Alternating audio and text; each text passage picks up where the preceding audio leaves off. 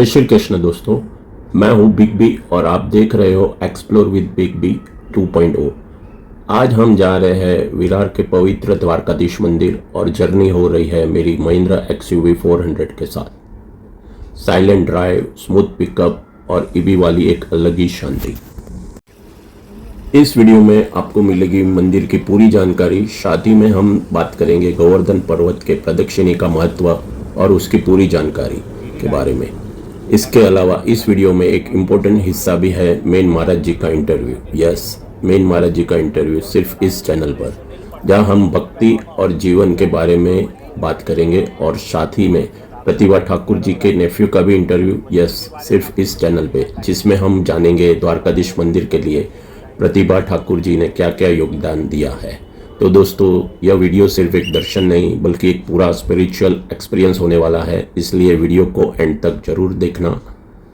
बोलिए मेरे साथ द्वारकाधीश महाराज की जय।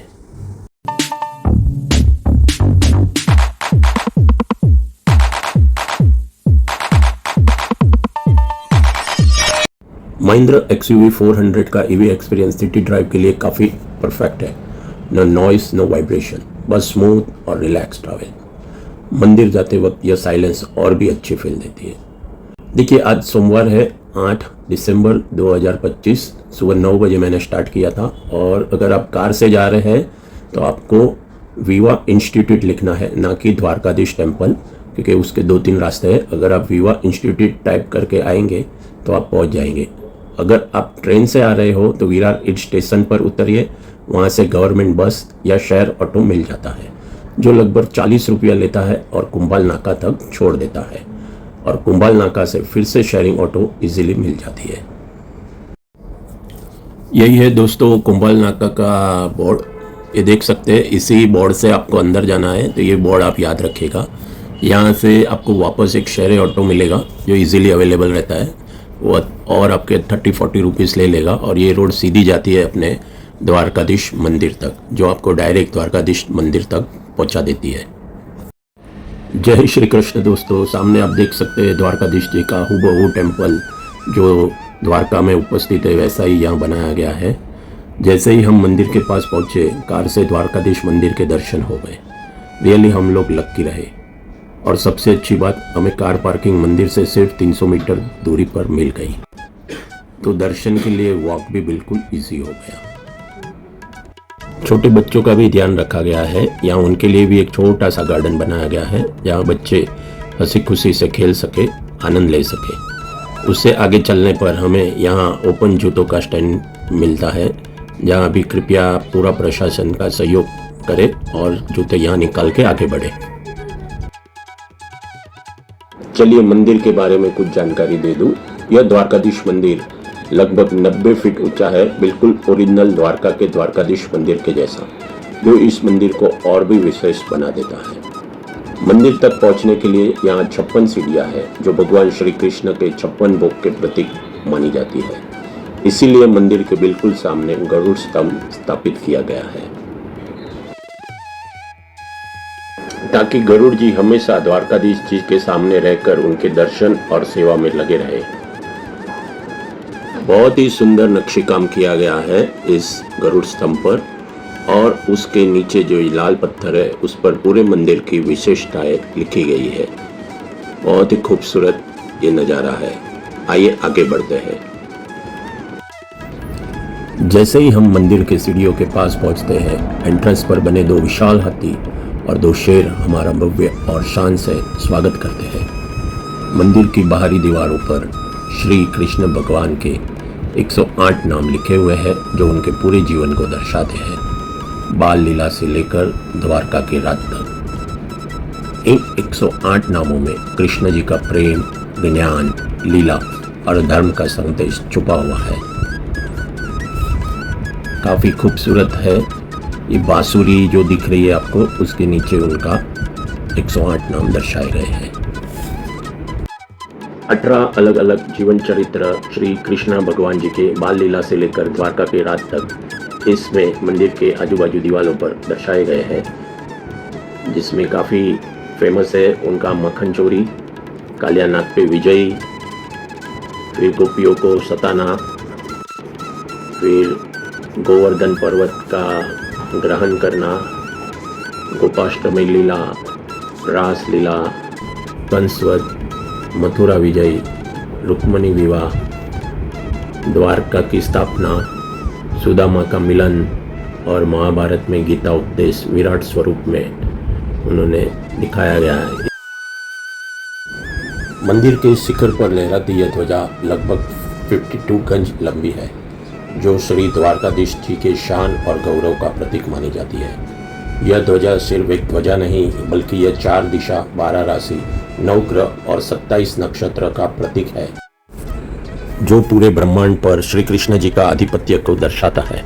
इस ध्वजा का लहराना यह संदेश देता है कि द्वारकाधीश जी सदैव यहाँ विराजमान है और उनकी कृपा इस मंदिर पर हमेशा बनी रहती है।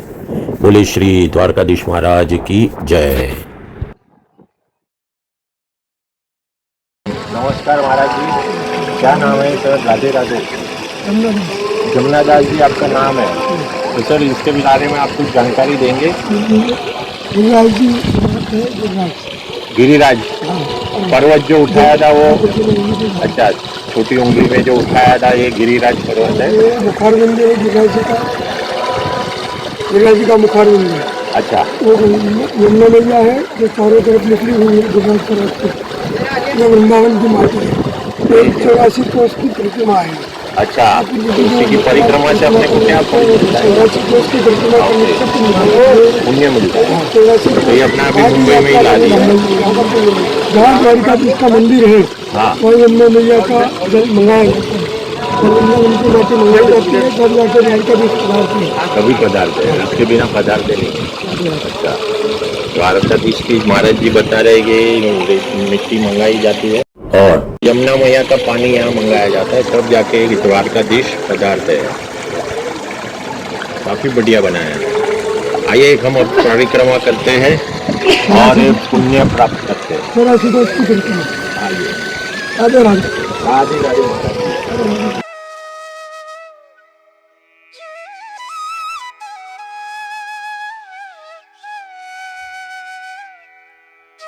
श्री कृष्ण जी के सबसे प्रिय और पहचान का प्रतीक यह बांसुरी है।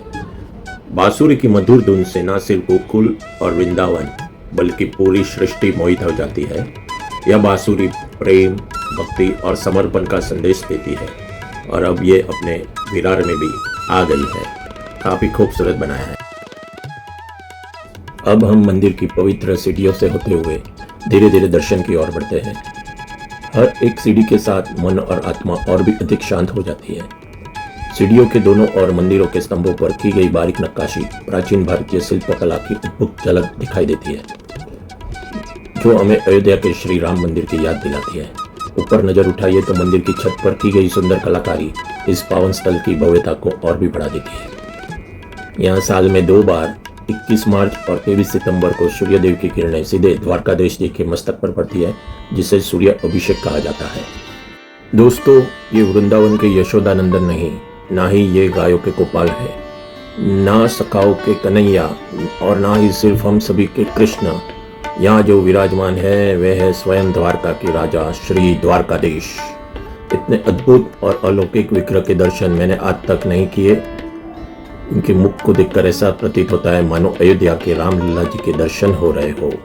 जय द्वारकाधीश महाराज की जय।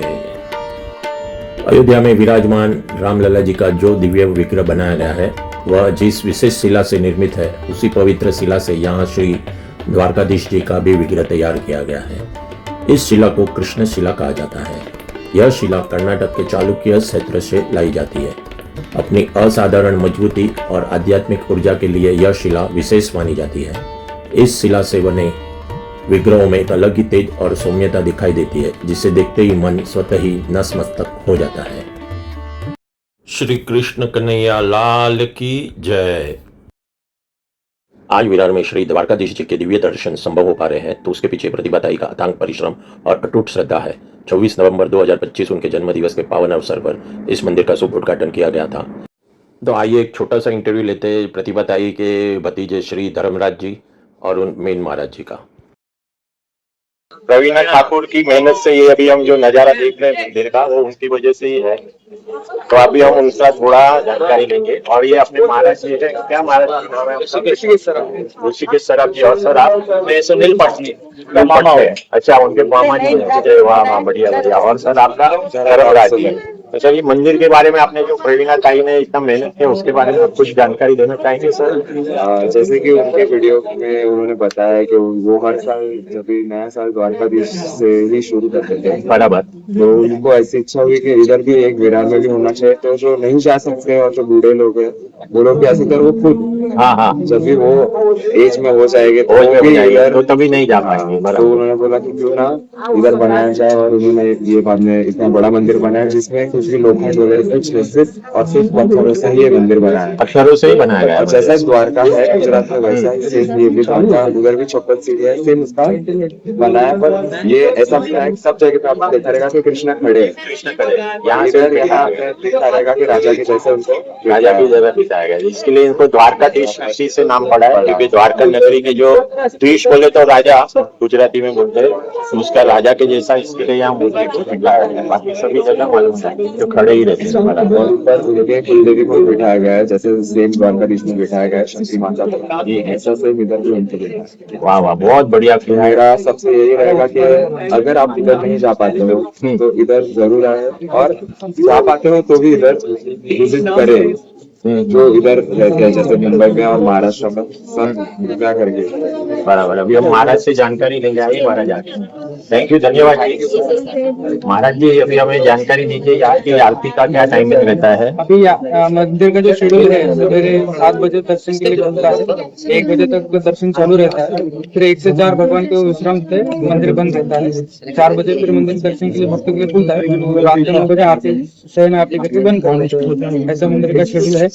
अपने मंदिर का यहाँ का एक विशेष नियम बनाया गया है कि जो बाहर से फूल प्रसाद और जो कोई अन्य चीज लाते हैं तो इधर चढ़ाते नहीं है। जो सात्विक जो घर से अपने भोजन बना के लाएंगे वही भगवान को इधर चढ़ाया जाता है। बाहर का अन्य कोई केमिकल युक्त पदार्थ इधर नहीं चढ़ाया जाता है। एक है, और सभी भक्तों में आनंद है कि इधर द्वारकाधीश आए हैं। सब वो जाते हैं, गर्दी करते, हजारों की भीड़ में यहाँ पे भक्त आते हैं, आशीर्वाद लेके जाते हैं।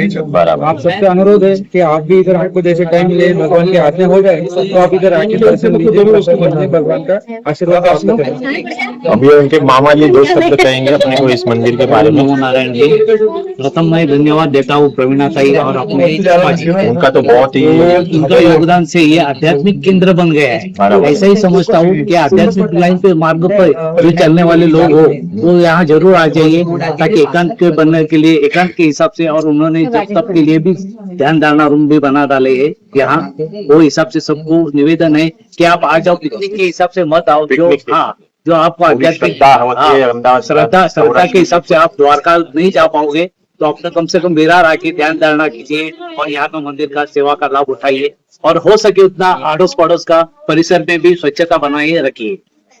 धन्यवाद। हाँ, अभी ये भाई साहब, क्या नाम है सर आपका? राजकुमार निर्मल। राजकुमार निर्मल जी, अभी कुछ 2 शब्द कहे, बताइए सर, क्या है विशेषता या क्या है इधर नियम मंदिर के? सर यहाँ पर मतलब आजू बाजू पहाड़ है, नदी है, तो ये मतलब कुदरत के जैसे ही है एकदम। बराबर। और यहाँ पर भगवान भी कुदरत के ही है। तो यहाँ पर जब भी आएंगे ना, कुदरत के जैसा दिल एकदम साफ रखे और कुदरत को भी साफ रखे। बराबर। प्लास्टिक यहाँ वहाँ नहीं फेंके, बराबर, इतना ध्यान रखें। और जहाँ पर कूड़ा कचरा डालने की जगह है वहाँ पर ही डालें। बराबर। धन्यवाद। जब भी विरार आए द्वारकाधीश जरूर आए। अभी मैं सबको रिक्वेस्ट करूंगा, सभी एक साथ बोलेंगे, द्वारकाधीश महाराज की जय, द्वारकाधीश महाराज की जय, द्वारकाधीश महाराज की जय। धन्यवाद। चलो, धन्यवाद महाराज। हमारे दर्शन अत्यंत सुखद और संतोषजनक रहे। मंदिर की पवित्र सीढ़ियों से बाहर निकलते ही जो दृश्य सामने आता है वो मन को मोह लेने वाला है। सामने गरुड़ स्तंभ और उसके पीछे फैली पहाड़ियाँ, चारों ओर हरियाली से घिरी प्रकृति के बीच यह भव्य मंदिर स्थापित किया गया है। पीछे स्थित तालाब इस द्रव्य की शोभा को और भी बढ़ा देता है। इसी मंदिर के नीचे ओम मंदिर नामक एक ध्यान हॉल भी बनाया गया है। यहाँ शांत वातावरण में बैठकर भक्त ध्यान, जप और आत्मचिंतन कर सकते हैं। यह स्थान मन और आत्मा को गहराई से शांति प्रदान करता है।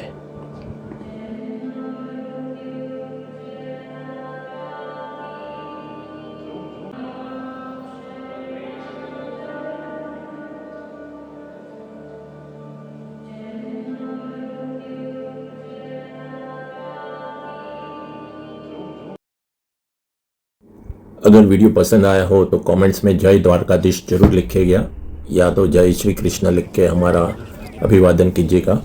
यह था हमारा छोटा सा प्रयास श्री द्वारकाधीश मंदिर विरार का पूरा ब्लॉग। उसमें पूरी जानकारी हमने देने की कोशिश की है। अगर आप यहाँ दर्शन के लिए आए तो यहाँ का प्रसाद लेना बिल्कुल ना भूलें। और एक खास बोनस जानकारी भी देता चलूँ, यहाँ पास में ही विवाह इंस्टीट्यूट स्थित है, यहाँ लेडीज और जेंट्स दोनों के लिए बाथरूम की सुविधा उपलब्ध है। इसके ठीक सामने पार्किंग की भी अच्छी व्यवस्था की गई है। वहाँ से ही आपको रिटर्न विरार के लिए ऑटो भी मिल जाएगी। तो चलिए अब मैं निकलता हूँ और तैयारी करता हूँ अपने अगले ब्लॉग के लिए। तब तक जय द्वारकाधीश महाराज की जय।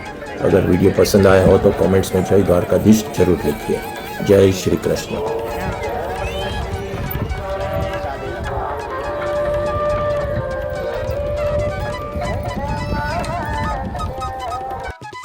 जय श्री कृष्ण दोस्तों, राधे राधे। द्वारकाधीश महाराज की जय।